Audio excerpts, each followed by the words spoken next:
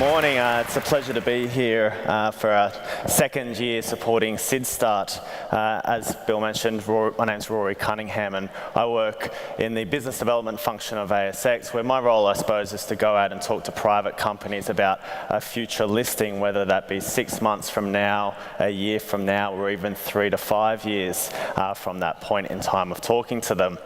So listen, I suppose there's a couple of things we'll go through today, but really we just wanted to give an IPO 101. Some people scratch their head and say, why is the ASX talking at a startup conference? And you know, we have over 2,000 companies that are listed on the exchange, and all of those companies at some point in their future started out somewhere. And we're big believers that we need more businesses and more entrepreneurs growing up in Australia and to be future listings on the exchange, hopefully, if that's your chosen path. So, first of all, a bit of background. Companies that are listed on ASX, we believe, are in an extremely advantageous position. They have access to the world's third largest pool of investable funds, and I don't have to talk about access to superannuation. I'm sure you are all familiar with that story. Not only the domestic pool of capital, but we have access to a global pool of capital, and actually about 45% of all investment in ASX-listed stocks is from overseas investors into Australia. So they really like the story of Australian companies. The exchange itself, we're the 10th largest exchange by market cap in the world, and we're consistently ranked in the top 5 exchanges globally for raising capital, not only IPO capital, but importantly follow-on capital. Just to put some of those numbers in perspective, it was really around 2012 where we saw the IPO window open up, and you can see the chart on your left-hand side is looking at initial public offerings, the capital that has been raised there, and you can really see since 2012, 13 and 14, it has really picked up, and that's fantastic to see. A lot of that trend has been, as many of you would know, in the technology space. So over the last, I suppose, 2 years, 2014 and 15, there's been close to $2 billion of IPO capital raised by technology companies on the exchange. It's very encouraging to see. Other trends that we'll see is in the healthcare space, a lot of companies in healthcare raising money, and also listed investment companies. The slide on your right-hand side shows what is happening in follow-on capital raising. So that's once a company is listed on the exchange, they then have access to a whole pool of investors that they can access further capital to help grow their business, whether that's acquiring new businesses or taking that capital internally and spurring growth for their business.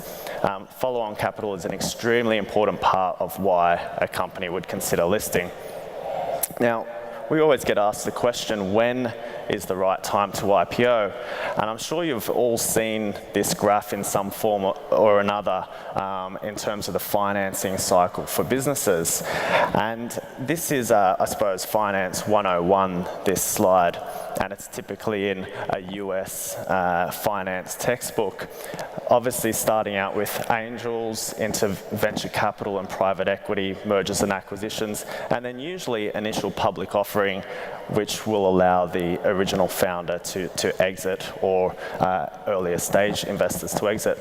But market structure really around the world and in each individual country plays an important role in how companies access finance. In Australia, we're a little bit different, and this goes back to our, I suppose, the history of the Australian markets. You know, for the past 100 years, junior mining explorers have been accessing capital from the public via ASX, and over the last 10 years, we've seen an emergence of biotech companies as well accessing capital via the public. So when we put ASX in the context of the financing cycle, really we bring it back, I suppose, into that mid-stage, really around the second or if not third financing round for the business. So I hope that puts a bit of context on where ASX sits in the financing cycle. Of course, we have minimum listing criteria on ASX. There's two different tests that a company can meet if they want to list. One is under the profits test. A company would need $1 million in net profit over the last 3 years, plus $400,000 of net profit in the last 12 months. Now, by far and away, particularly in that small and mid-cap space that ASX is really well known for, a lot of companies will list under what we call the assets test. So that's either $3 million in net tangible assets or a $10 million market capitalization, and that's post-capital raising, post-IPO. So for example, if you were doing an IPO for $10 million, so that's you want to go out and raise $10 million from the public, well then you'd meet the market capitalization test straight away. And so really, I suppose the point is that we're a market not only for large cap companies, but also mid and small cap companies. You know, we've had MYOB list on the exchange earlier this year, they have revenue of $300 million and raised just over $700 million for a market capitalization of over $2 billion. In that mid cap space, there's been some really interesting stories, particularly in the technology sector. Aconex and Vista are two such examples. Aconex had $76 million of revenue and raised $140 million for a market capitalization of just over $300 million. And then come down into our small cap sector, and Catapult has revenue when they listed. Catapult is sports technology, wearable technology, very popular amongst sports teams, has had forward revenue of $9.4 million, raised $12 million and a market capitalization of 56. One of the most famous examples would be Xero, who I'm sure you're all familiar with. At the time that they conducted their IPO, they actually had revenue of $118,000 and raised $18 million for a market capitalization of $55 million. And we all know what's happened to Xero since then. Now, I will give a bit of a plug to Chris Koch from Freelancer. He's going to be speaking later on this afternoon.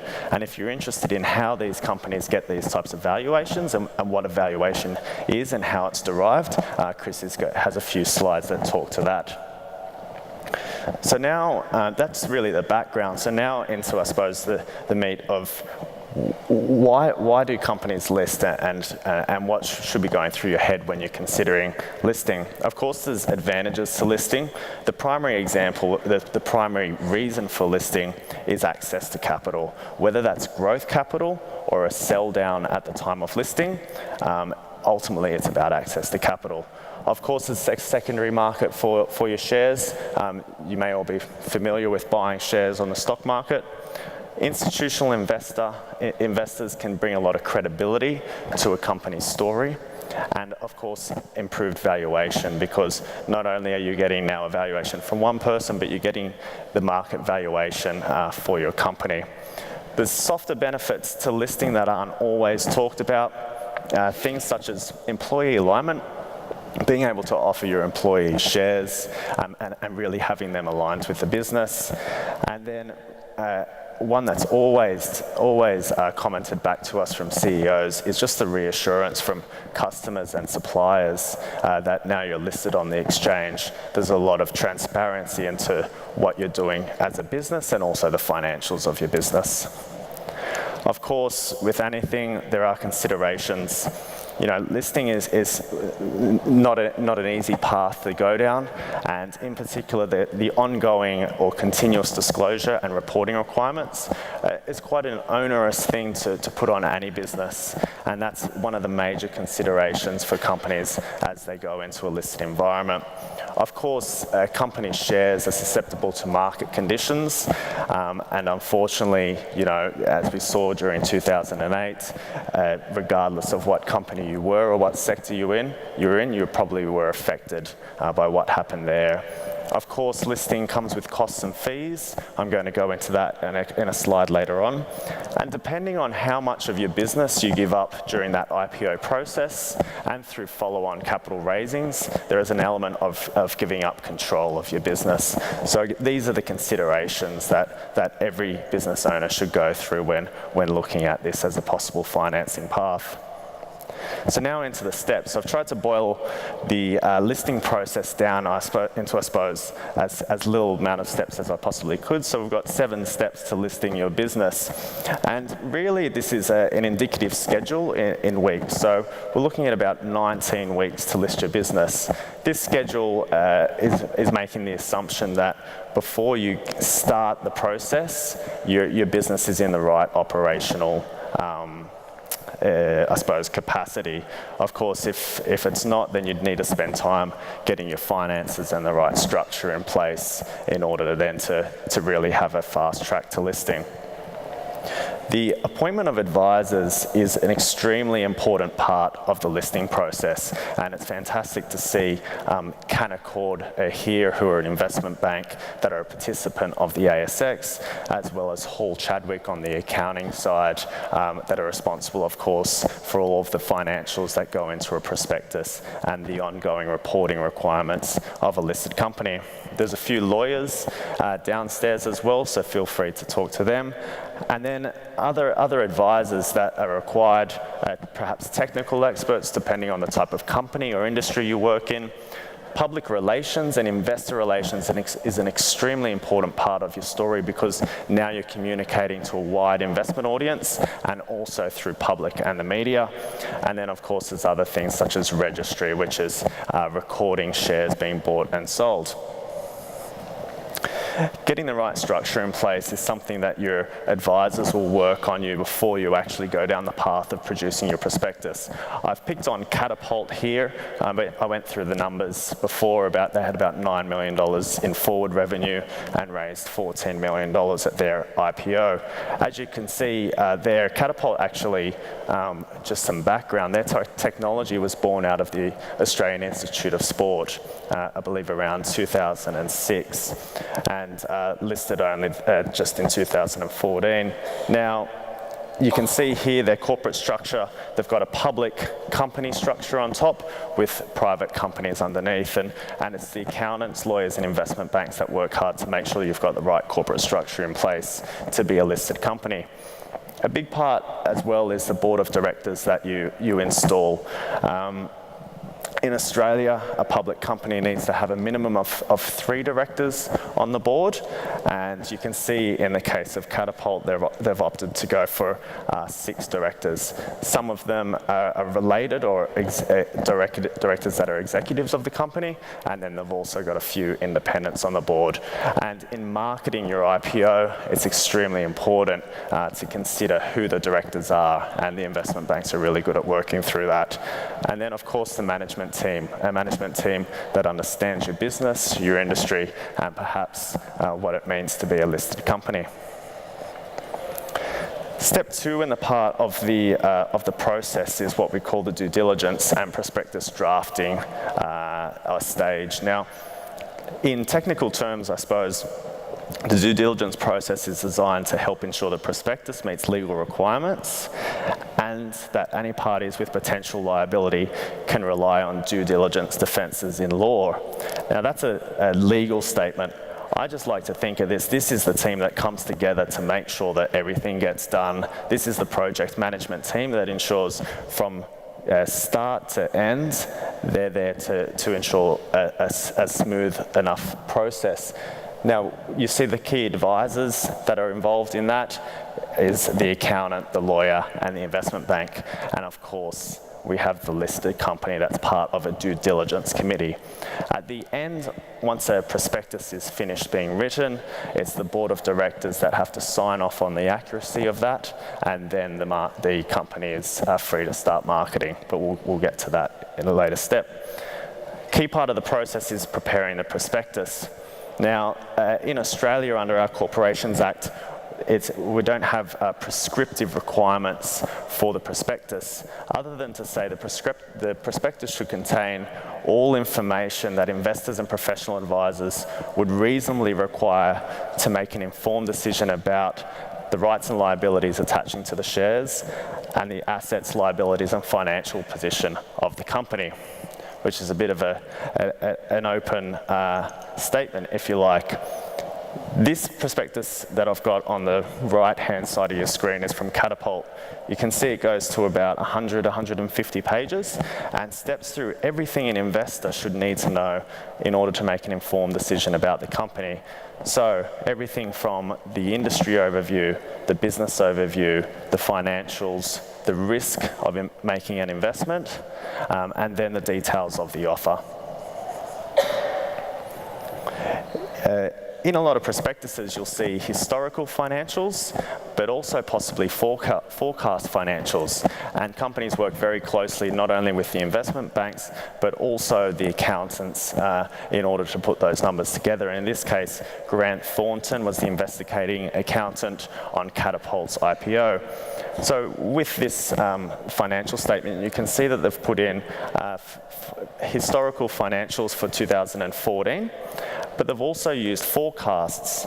Now, you're not required to put in forecasts. In this case, they have, and forecasts should only be used where there's a reasonable basis for making those forecasts. So if you look across our different sectors, what you would typically see is with mining companies, particularly junior mining explorers, there might not be a forecast profit and loss because they're in the exploration stage and not the production stage. So there's no reasonable basis for making a P&L forecast. Also, typically with biotech companies, you might see something similar.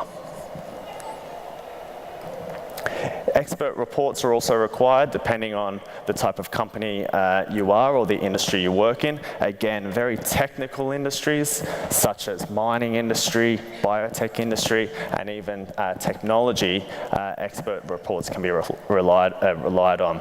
In this case, Griffith Hack produced an IP report that looked at all of the different patents that Catapult had, recorded them and the date of issue of that patent and whether it was still valid or not.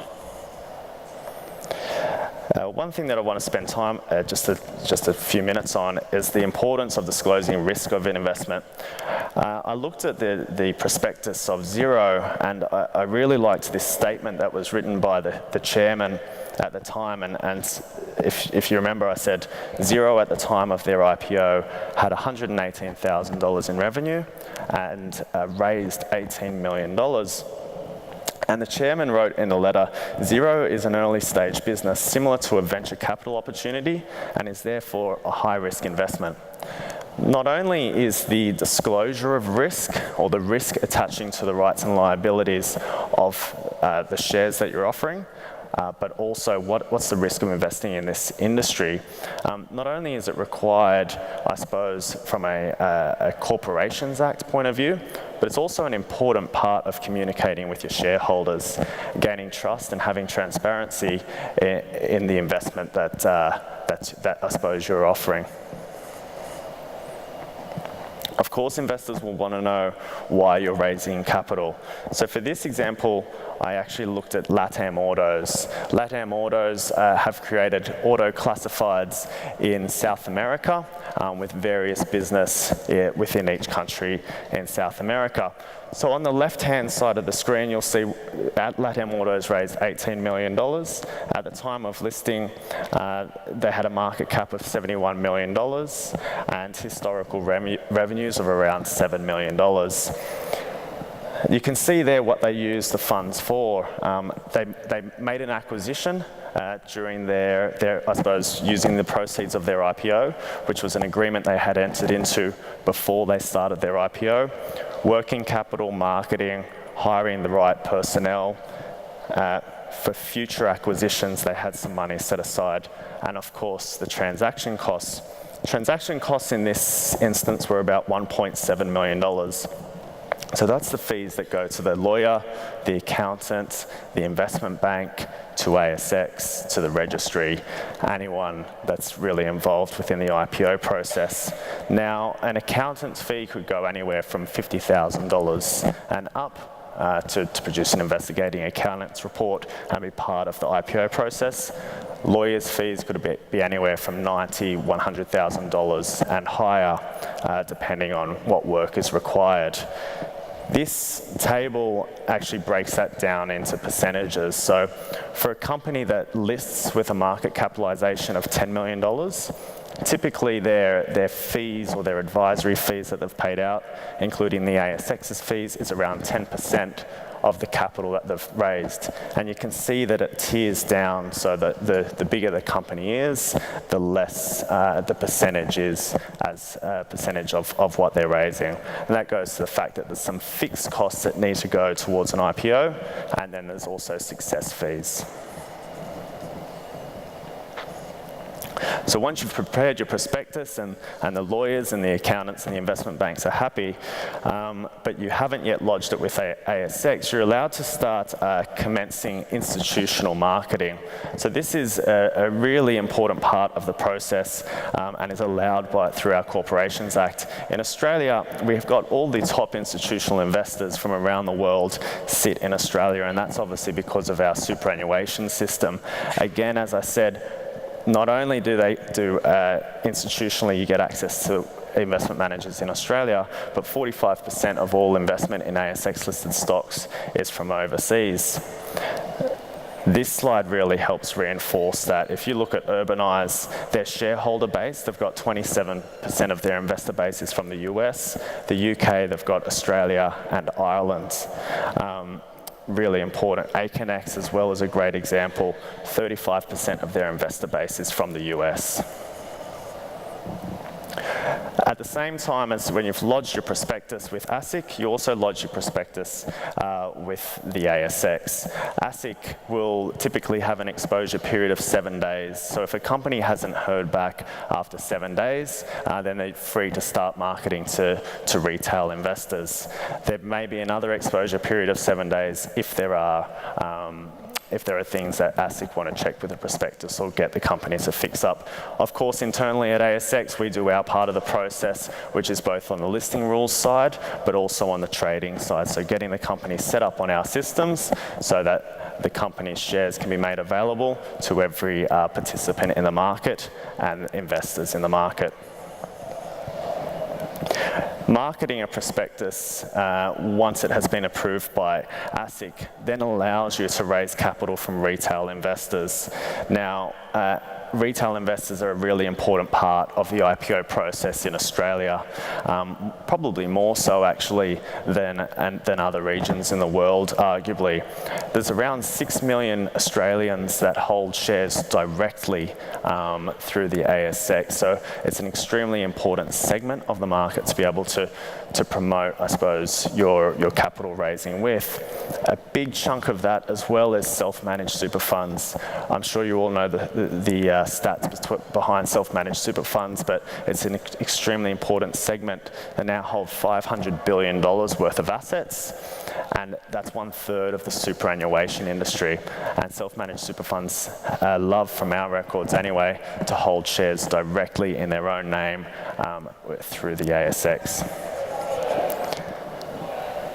The last part of the process is closing the offer and listing your company on ASX. And we have a famous photo of Matt Barry there. Matt Barry did break the bell, and I suppose that's what happens when old technology meets new technology.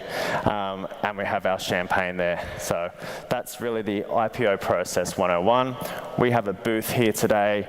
We've got a photo booth where you can get photos in front of the bell or in front of the old school trading floors and trading desks. So please feel free to come along and ask any questions. Thank you.